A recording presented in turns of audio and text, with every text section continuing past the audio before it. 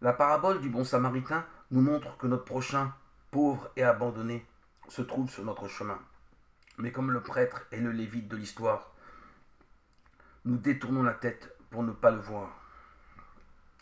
C'est l'immigré sans papier, c'est la femme abandonnée, c'est l'enfant en prison, c'est le chômeur pour qui nous n'avons pas de travail, mais pas de cœur non plus. Et tant d'autres que nous croisons et renvoyons aux services sociaux, ce qui est bien sans doute, mais sans aucun sourire, si peu de chaleur humaine. Ils sont plus qu'un dossier pourtant. Et qui est mon prochain?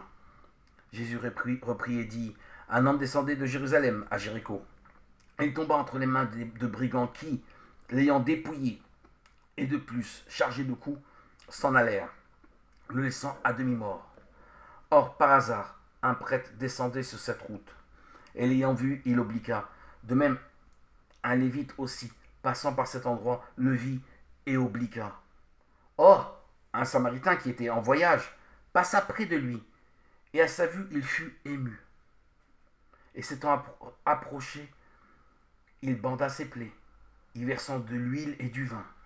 Puis, l'ayant hissé sur sa propre monture, il le conduisit à l'hôtellerie et prit soin de lui.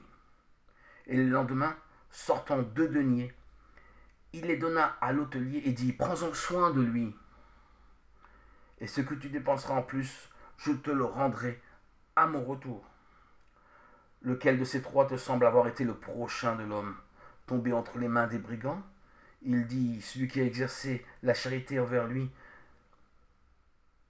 Jésus lui dit, va, toi aussi, fais de même.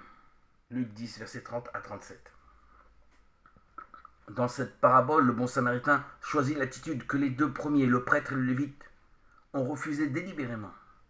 La liberté chrétienne, c'est justement de choisir l'amour de Dieu et de nos frères, au risque d'avoir bien des ennuis. Et à cette vue, il fut ému. Et s'étant approché, il banda ses plaies et y versant de l'huile et du vin. Le premier geste posé est celui qui coûte.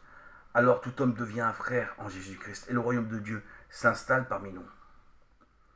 Jésus démolit ici les mythes de la grandeur sociale des personnages prêtres et lévites pour nous montrer la vraie charité fraternelle dans la personne honnie ou ignorée de cet étranger.